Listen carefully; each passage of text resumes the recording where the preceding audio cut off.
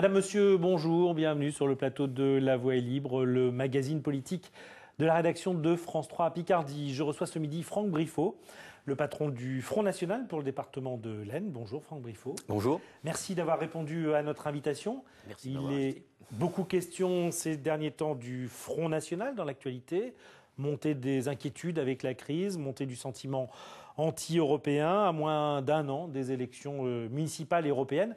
Beaucoup s'accordent à dire que le Front National derrière Marine Le Pen pourrait bien rafler la mise en mars et en juin prochain. On va voir tout au long de cette émission comment vous préparez ces échéances, quel programme, quelle solution votre parti entend offrir aux Français. Dans ce contexte, vous êtes un peu l'archétype du cadre militant Front National, implanté localement, qui laboure le terrain depuis des années. On va voir en quelques lignes votre parcours. Vous êtes conseiller municipal de Villers-Cotterêts depuis 1995, conseiller régional de Picardie depuis 1998. Dans votre parti, secrétaire départemental du Front National de l'Aisne, vous avez succédé à Valent de Saint-Just, et puis membre du comité central du FN, les instances centrales du parti. Et je crois que vous avez fait toutes les campagnes électorales qui se sont présentées depuis 20 ans. J'en ai recensé 22. Oui, ça doit être à peu près ça, je ne les compte plus. Qu'est-ce qui fait courir Franck Briffaut ? C'est un engagement que j'ai contracté très jeune, dès 1977, année où je suis rentré au Front National. Moi, j'aime mon pays. J'ai d'abord été un simple militant et aujourd'hui, je suis toujours un militant. Toutes les autres fonctions ne sont que la déclinaison logique du militantisme qui a toujours été le mien et tous ceux de mes camarades qui me suivent sur le terrain. Et les pronostics, les diagnostics que nous avions fait à cette époque, eh bien, se révèlent aujourd'hui encore vrais et encore plus vrais aujourd'hui qu'hier. Donc c'est pour ça que le combat continue parce qu'il est loin d'être terminé. Et au-delà des années qui passent, l'urgence, par contre, se fait sentir chaque jour un peu plus. Et ce n'est pas le moment de baisser les bras. Il y a quelques jours, vous avez accueilli Jean-Marie Le Pen, le président fondateur du Front National, président d'honneur aujourd'hui, dans votre département. C'était à Aulnon. Côté de Saint-Quentin, oui. L'engagement, votre engagement, c'est aussi peut-être et d'abord la fidélité à Jean-Marie Le Pen ? Bien, je suis fidèle à Jean-Marie Le Pen dans la mesure où, bien évidemment, ses choix, surtout ses analyses, il a été capable de discerner un certain nombre de phénomènes qui se déroulaient en France dans des années où il était moins évident qu'aujourd'hui de les discerner. Donc c'est cette capacité de discernement, d'analyse, à prévoir qui a fait que j'ai rejoint le Front National et suivi Jean-Marie Le Pen. Et il n'a jamais effectivement rompu avec cette capacité qu'il a encore aujourd'hui. Hein. Donc c'est pour ça que je l'ai suivi. Bon, je ne pratique pas un culte exacerbé de la personnalité. Je dis simplement que s'il m'avait déçu, je l'aurais quitté. Mais au contraire, il a toujours su nous montrer le chemin. Et surtout, il n'a jamais changé de cap à partir du moment où il a toujours pensé que c'était le bon. Et on ne peut pas en dire autant de beaucoup de responsables politiques aujourd'hui. Alors aujourd'hui, c'est plus Jean-Marie Le Pen, le patron du parti, c'est Marine Le Pen. C'est elle qui préside aux destinées du Front National. C'est elle qui était en première ligne le 1er mai dernier, par exemple, pour les fêtes Jeanne d'Arc. Ça change quoi, Marine Le Pen à la tête du FN? Est-ce que là, il n'y a quand même pas une forme de changement de cap? Ah bien, l'arrivée de Marine Le Pen à la tête du Front National, bien évidemment, ce n'est pas non plus la même génération. Le contexte n'est pas le même. C'est une femme. Il y a donc des caractéristiques propres à ce décalage. Mais la ligne directrice du mouvement est la même. Les enjeux auxquels nous sommes aujourd'hui confrontés sont les mêmes. Alors, là, bien évidemment, nous avons aujourd'hui peut-être une plus grande opportunité de regrouper l'ensemble de nos compatriotes, tout simplement parce que, comme je le disais à l'instant, ce que nous avions prévu dénoncés depuis de nombreuses années sous Jean-Marie Le Pen, eh bien, se font aujourd'hui de plus en plus pressants et Marine Le Pen reprend le flambeau et nous mène dans la continuité. Le Front National, par-delà ses dirigeants, a toujours été constant dans ses analyses et n'a jamais varié dans ses positions et dans les propositions qu'il a faites à partir du moment où nous sommes toujours confrontés au même problème. Est-ce qu'il n'y a pas quand même changement, en tout cas mutation idéologique? On passe quand même d'un parti d'extrême droite, né de la fusion à la fin des années 60 de différentes chapelles, venues de l'Ouest, des catholiques intégristes, des ultranationalistes. Aujourd'hui, un parti qui se veut d'une droite décomplexée, mais présentable. Ça change quand même. Je n'ai jamais eu l'impression, depuis que je suis au Front National, d'avoir fait partie d'un parti d'extrême droite et d'avoir eu à quelques moments que ce soit de matière à être complexé.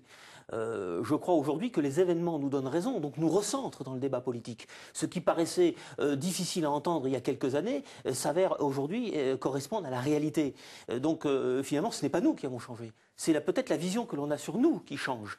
Nous avons toujours dit les choses de manière très modérée. Hein. Je crois qu'il n'y a pas dans notre programme politique, aussi ancien soit-il, depuis 1972, je rappelle qu'avant nous n'existions pas, nous avons toujours exposé des choses claires. Nous n'avons pas varié ni aujourd'hui ni hier. Et nous avons toujours dit des choses qui, je ne vois pas en quoi elles peuvent être apparentées à un discours qualifié d'extrême droite ou d'extrême gauche. Voilà. Le mot extrême ne nous paraît pas adapté à la qualification du Front National, que ce soit maintenant ou avant. Alors c'est peut-être votre électorat qui, quelque part, a changé. Il s'est élargi. Il est aujourd'hui peut-être plus rural, plus populaire. Il vient aussi de la gauche. Maintenant, ça change la donne et ça change aussi le discours chez vous ? Oui, alors le discours, non, il ne change pas. Il y a peut-être, nous analysons peut-être et nous développons davantage certains sujets qui méritaient d'être portés plus en avant que nous l'avions fait auparavant, parce que les problématiques, nous les traitons en fonction de l'urgence. Mais il est évident que l'électorat aujourd'hui se sent chaque jour un peu plus proche de nous, et nous participons largement à la recomposition d'un paysage politique qui va correspondre aux analyses que nous avons formulées. Aujourd'hui, tous les autres partis perdent des électeurs, se battent simplement pour conserver leur électorat. Nous, contrairement à eux, non seulement nous gardons et nous avons récupéré l'électorat qui nous avait un moment quitté au cours des crises, nous avons récupéré, mais en plus nous allons récupérer des électeurs qui étaient ailleurs avant et qui viennent vers nous. Donc nous sommes actuellement dans la classe politique française le seul mouvement politique qui allons au-delà de notre électorat traditionnel, ce qui prouve que nous collons à la réalité. Est-ce que ça ne vous conduit pas parfois à un double langage, c'est-à-dire d'un côté séduire l'électorat populaire, mais quand même plaire à l'électorat bourgeois qui était peut-être un peu votre électorat de départ, d'un côté accuser la mondialisation, mais de l'autre prôner une forme de libéralisme tout en affichant aujourd'hui un discours très social, parfois mimer un discours révolutionnaire, mais aussi s'inscrire dans la tradition. Est-ce qu'il n'y a pas beaucoup de paradoxes dans tout ça ? Non, parce que nous ne sommes pas un parti de classe. Nous n'avons jamais, dans notre programme et dans nos discours, monté une classe contre l'autre. Nous ne sommes pas, contrairement aux communistes, ou tout ce qui émane de la philosophie marxiste, nous, c'est l'ensemble de nos compatriotes. Nous nous adressons à l'ensemble de nos compatriotes. Aujourd'hui, en plus, la classe moyenne, la classe ouvrière, tout ça, il y a eu une recomposition sociale dans notre pays. Et c'est pour ça, d'ailleurs, qu'on s'aperçoit que notre discours colle de plus en plus à la réalité. Nous savions d'ailleurs que cette recomposition allait avoir lieu tôt ou tard. Jean-Marie Le Pen l'avait parfaitement analysé dès les années 70. Mais aujourd'hui, effectivement, nous collons à cette réalité en disant aussi qu'il y a des aspects, notamment économiques et sociaux, qui ne sont pas des dogmes. Nous étions effectivement nous donnions l'impression d'être beaucoup plus libéraux à une époque où l'économie allait bien. On pouvait se permettre de donner à l'action dans le domaine du privé, des entreprises, un certain nombre de missions qu'ils étaient en état d'accomplir. Mais nous sommes aujourd'hui dans une période où ils sont de moins en moins en état de pouvoir le faire. Donc, effectivement, la puissance publique doit reprendre la main sur un certain nombre de domaines, mais nous l'avons toujours dit dans notre corps de doctrine, là où on peut laisser l'initiative privée, tant mieux, et il faudrait que la situation redevienne comme cela pour que nous puissions revenir sur cette analyse. Mais aujourd'hui, dans le cadre des fonctions régaliennes de l'État, de l'intérêt national, nous sommes parfois amenés à dire qu'il faut reprendre la main sur un certain nombre de domaines que l'initiative privée, que le monde de l'entreprise ne peut plus assumer. Ce qui ne veut pas dire que nous ne souhaitons pas qu'elle puisse un jour le refaire. Donc nous ne sommes pas incohérents, nous sommes simplement pragmatiques dans un domaine économique, parce que l'économie, il n'y a pas de dogme en économie. Ça dépend de l'environnement dans lequel nous nous trouvons. Sur un autre terrain, celui des valeurs, on vous a trouvé assez en retrait, par exemple, sur le débat du mariage pour tous par rapport à l'UMP. Vous, parti qui avez quelque part dans vos membres fondateurs des gens issus de la droite traditionnaliste, voire intégriste du monde des catholiques. Comment se fait-il qu'il y ait eu cette prudence sur ce sujet ? Alors d'abord parce que nous avons été très clairs, nous sommes prononcés sur le fond, sur ce dossier, nous sommes contre cette réforme, et à la différence de l'UMP qui a essayé de récupérer le mouvement, c'est la raison pour laquelle d'ailleurs notre présidente a voulu se démarquer, elle ne voulait pas donner l'impression de récupérer ce mouvement qui transcendait les clivages politiques. C'est un débat de société, mais et qui touchait également à quelque chose qui touche aussi le privé. Donc nous avons été très prudents parce que nous n'avons pas voulu faire de la récupération politique sur un sujet de société qui, à notre avis, a servi aussi un petit peu de diversion pour essayer de dissimuler l'incapacité de M. Hollande et de son gouvernement à pouvoir régler les véritables problèmes qui, eux, sont les plus urgents. Donc nous n'avons pas voulu montrer que nous embrayions derrière cela. D'ailleurs, on l'a vu, l'UMP a essayé de récupérer le mouvement, mais quand on lui pose la question de savoir si vous revenez au pouvoir, est-ce que vous mettez en cause la loi, ils disent non. Nous, c'est clair. Pas tout le monde. Oui, mais le problème, c'est qu'à l'UMP, on y trouve de tout. On ne sait pas ce qu'ils pensent, finalement, puisqu'il y a tout. Ils y trouvent à la fois leur propre opposition, et la thèse et l'antithèse. Donc, on est incapable de faire une synthèse. Et chez vous? Nous, c'est unanimement non, nous sommes contre cette loi, et nous sommes d'autant plus contre que si nous reprenons le pouvoir, nous reviendrons dessus et nous l'abrogerons. C'est très clair. Voilà, comme on dit ici, il y a les faiseux et les diseux. Nous serons les faiseux. L'UMP, ce sont les diseux. Alors, l'apothéose électorale à ce jour, chez vous, c'est le score de Marine Le Pen lors du premier tour des élections présidentielles de l'an dernier. On va voir quelques images tournées d'ailleurs chez vous à Villers-Cotterêts lors du dépouillement de ce premier tour. Plus de 27% dans votre département de l'Aisne, record de France après le Vaucluse, encore plus dans votre ville de Villers-Cotterêts. 25% sur l'ensemble de la région Picardie, là cette fois record absolu de toutes les régions françaises. Vous avez une explication spécifique à la sociologie de la région Picardie? Alors la région Picardie est une région à dominante rurale. Et c'est vrai, lorsqu'on regarde les différentes cartes électorales, nous perçons beaucoup en milieu rural ou dans les petites villes. Dans les grandes agglomérations, l'évolution est moins évidente dans la mesure où il y a de véritables substitutions de population dans nos sociologies. Et dans le milieu rural, nous retrouvons effectivement beaucoup de nos compatriotes qui sont revenus dans le milieu rural pour retrouver un certain nombre de valeurs qu'ils ne trouvaient plus dans les grandes agglomérations. Et nous nous retrouvons donc évidemment beaucoup plus en phase avec cet électorat. On le voit dans le département de l'Aisne, de la Somme particulièrement, et même dans un département comme l'Oise, où à l'intérieur même de ce département, entre le nord et le sud de l'Oise, on voit très bien cette évolution. On l'a vu lors de l'élection législative partielle. Voilà, ce principe de vase communicant entre ces deux formes d'électorat. Donc notre électorat s'étale, mais surtout en milieu rural, c'est là qu'il connaît effectivement, et dans les petites agglomérations. Il y a un potentiel effectivement électoral, mais c'est surtout un changement sociologique profond et qui est porteur d'une véritable recomposition politique, notamment d'ailleurs aux dépens de l'ensemble des partis politiques. Il est clair que de tout milieu, de toute classe politique, ça vient chez nous. Revenons au présidentiel. Il y a eu un premier tour, on oui. l'a vu. Au deuxième tour, vous avez voté pour qui? Alors, moi, je le fais traditionnellement, depuis que je suis en âge, à une conscience politique. Lorsqu'il y avait un candidat du Front National, je vote Front National. Et au deuxième tour, j'ai toujours jusqu'à présent refusé de choisir le bourreau qui va me pendre. Bon, étant entendu que les deux veulent me pendre. Alors, voilà, moi, je m'abstiens. J'ai beaucoup fait de vote blanc dans ma vie parce que, voilà, je ne veux pas choisir celui qui m'exécute. Donc, quelque part, c'est un peu le paradoxe, plus vous êtes fort, plus la droite dite classique est fragilisée, plus finalement vous facilitez les chances de la gauche de parvenir ou de rester au pouvoir. Non, on ne facilite personne, puisque nous, dans le cadre de cette recomposition politique, nous sommes dans un sas. Actuellement, la droite en pâtit plus parce qu'elle est incapable de faire un choix. La principale qualité en politique, c'est de savoir faire des choix. La gauche l'a fait, il faut reconnaître, c'est choisir, elle n'a aucun état d'âme. Bon, mais la droite n'a jamais été capable de le faire, elle est tombée dans le piège que lui a tendu la gauche François Mitterrand. Elle prétend ne pas avoir les mêmes valeurs que nous. J'aimerais d'ailleurs savoir quelles sont les valeurs qu'elle ne partage pas, si tant est qu'elle en ait encore, elle. Donc, le rêve de la droite, vous savez, c'est que le Front National fournisse ses électeurs et la droite les élus. Bon.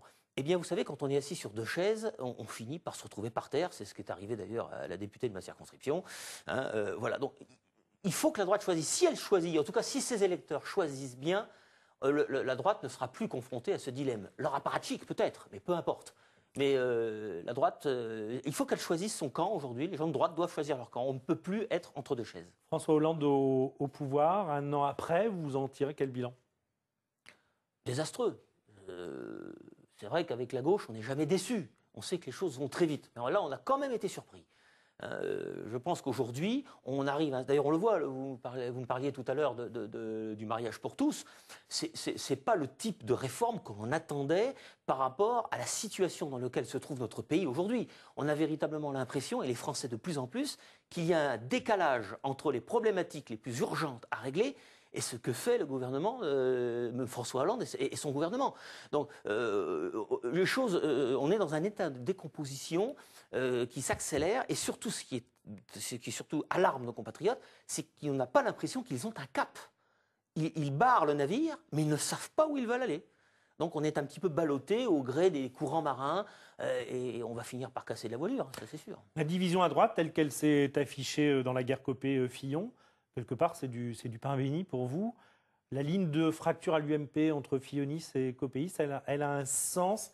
Est-ce que, quelque part, les partisans de Jean-François Copé ne constituent pas un électorat potentiel pour vous, cette fraction plus à droite de l'UMP? Je ne sais pas si c'est François Copé ou Fillon qui caractérise vraiment les lignes de fracture. Je crois qu'il y a, en fait, le système est en train d'éclater. Ce n'est pas une fracture, c'est un morcellement. Ils vont imploser. Donc je ne sais pas le choix que feront les électeurs.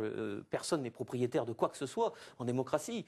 Mais il est évident qu'aujourd'hui, les forces centrifuges qui s'affirment dans notre pays feront éclater la droite.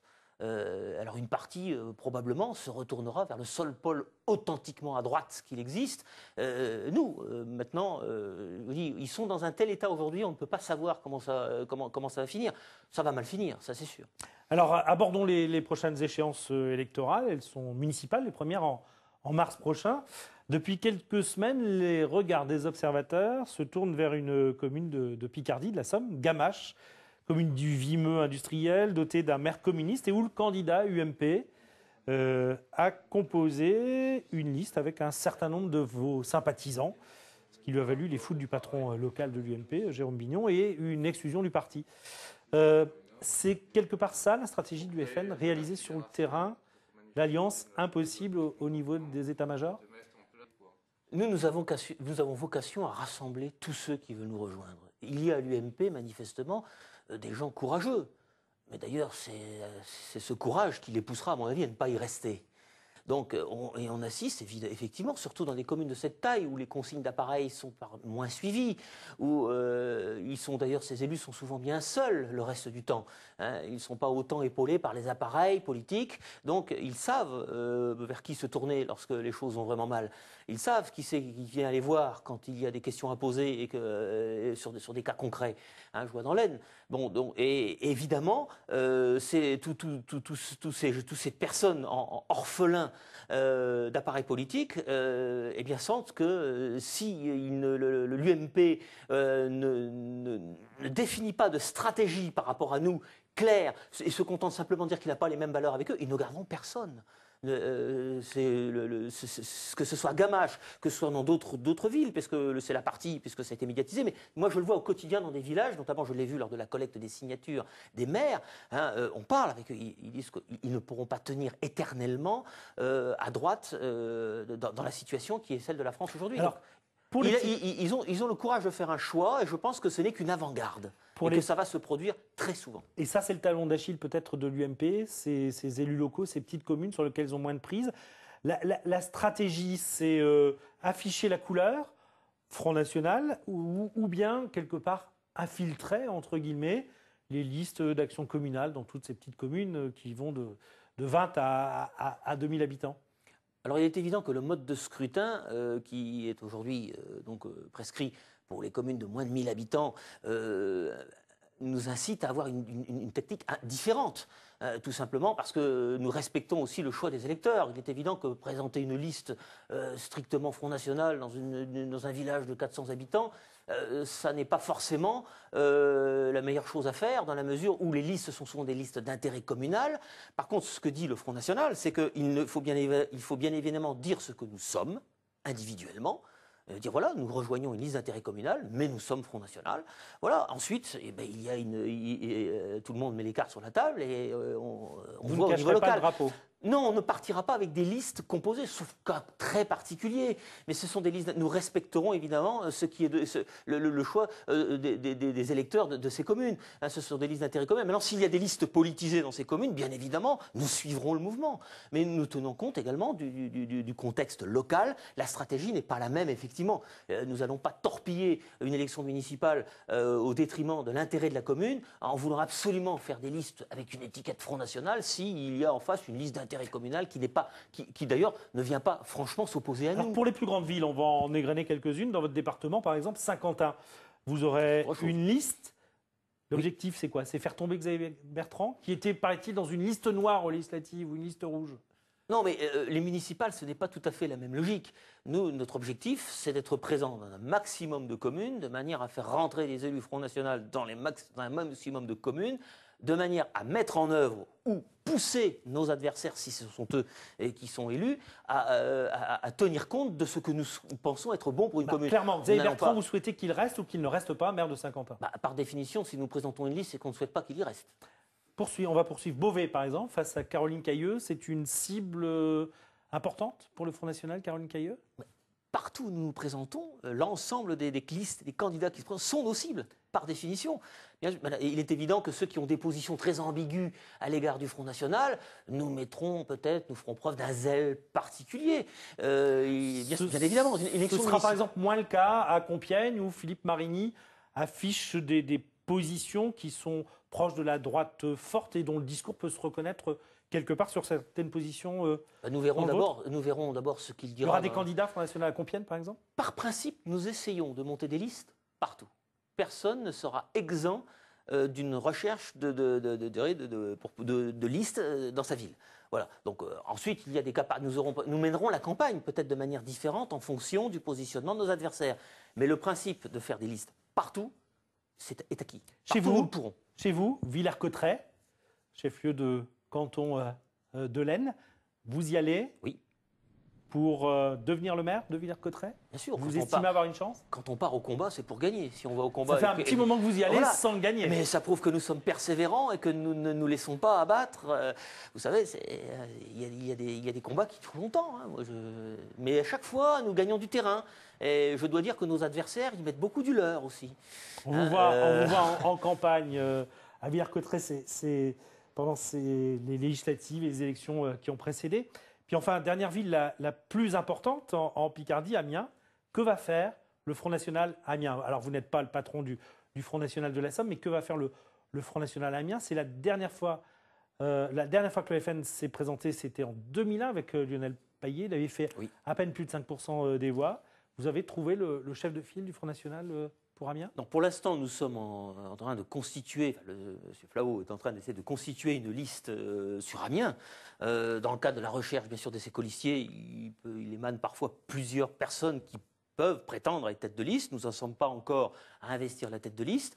Donc, pour l'instant, nous ne pouvons pas. Mais ce qui est sûr, c'est que nous allons chercher à monter une liste à Amiens et que, compte tenu des résultats électoraux des dernières élections, il est évident que nous avons une potentialité. Donc là, pour l'instant, c'est en cours de montage. Gilles de Mailly, qui n'y va pas, il était à votre place la semaine dernière. Oui. Il nous a annoncé qu'il n'y allait pas. Ça change la donne pour vous?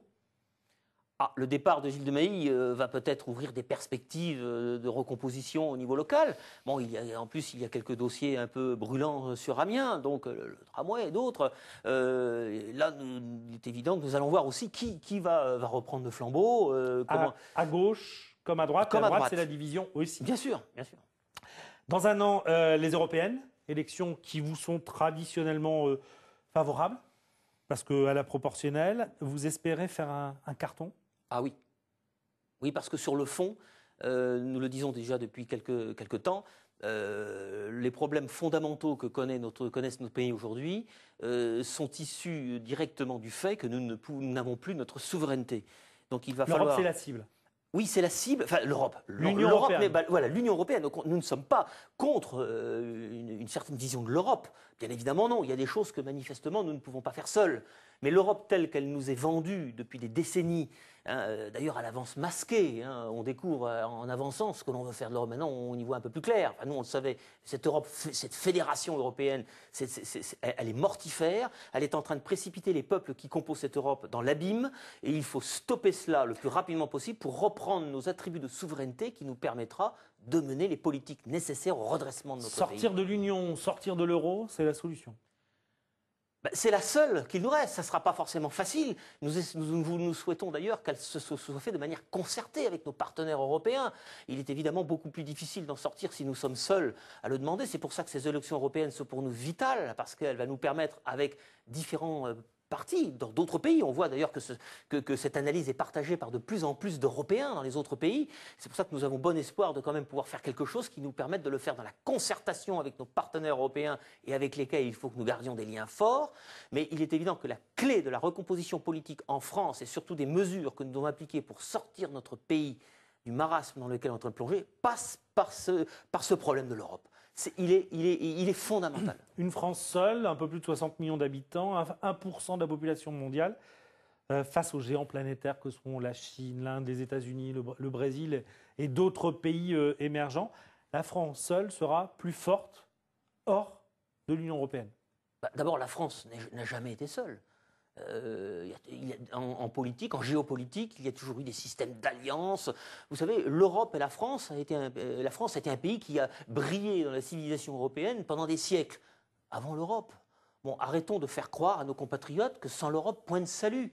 Bon, il est évident qu'aujourd'hui, on ne peut plus être seul pour un grand nombre de problématiques, mais ce qui ne veut pas dire qu'il faut nous mettre tous sur le même pied d'égalité. D'ailleurs, nos adversaires se rendent coupables d'un paradoxe fondamental. Ils passent leur temps à nous dire que nous sommes riches de nos différences et ils s'évertuent chaque jour qui passe à les gommer, à vouloir nous mettre les mêmes règlements partout. Hein, les petits, on les met sur l'escabeau, et les grands, on leur coupe le ciboulot. Et je pense au contraire que c'est cette diversité de l'Europe qu'il faut maintenir. Nous sommes, nous, cohérents avec nous-mêmes. Nous voulons que les pays gardent leur spécificité et ce qui nous permettra effectivement de créer une véritable puissance européenne.